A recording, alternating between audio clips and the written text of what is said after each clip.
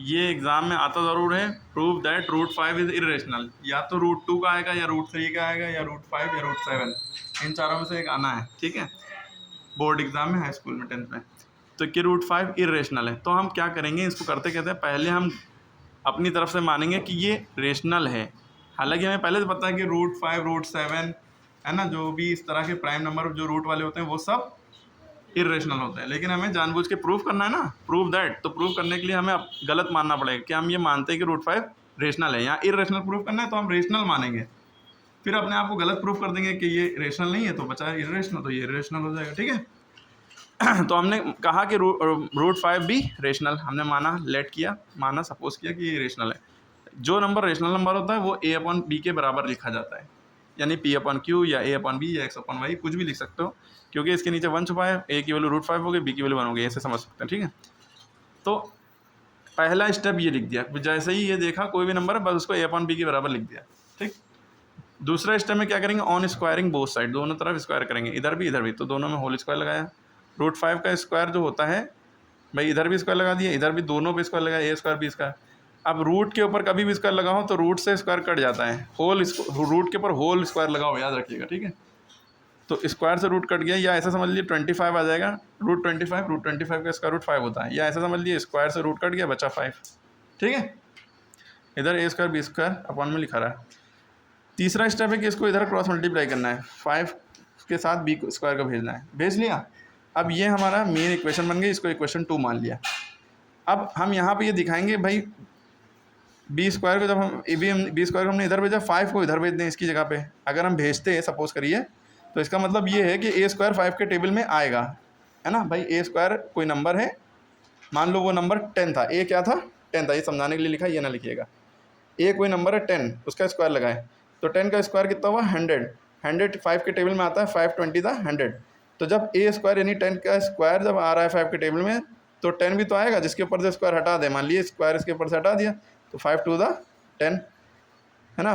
10 भी तो आ रहा है 5 के टेबल में, तो a² डिविजिबल है तो a भी डिविजिबल है, ठीक। यही बात लिखनी पड़ेगी इंग्लिश में।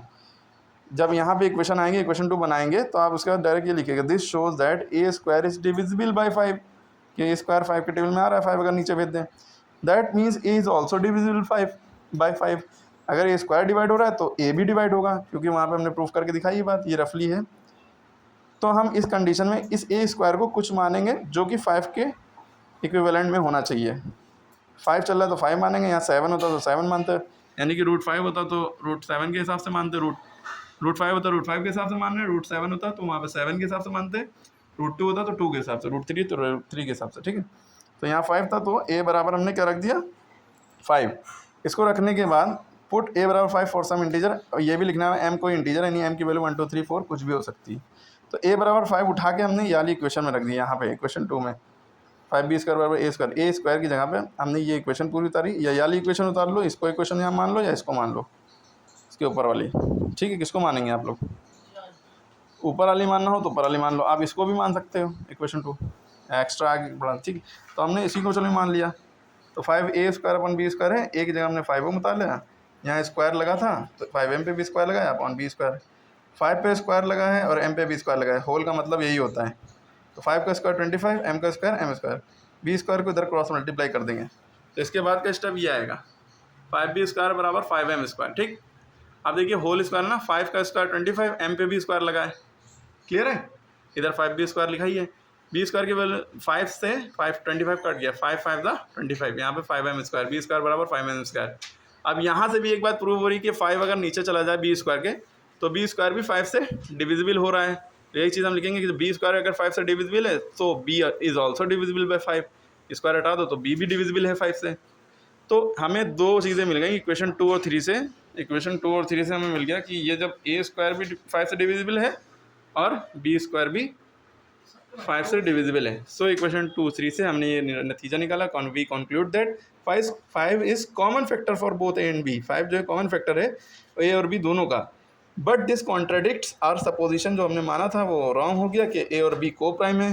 को प्राइम में कोई भी कॉमन फैक्टर नहीं होता सिवाय 1 के, ठीक है। जो हमने a और b माना था को प्राइम होना चाहिए, वो तो नहीं निकले, तो hence root 5 is irrational, root 5 is not rational, तो रूट 5 इज इरेशनल।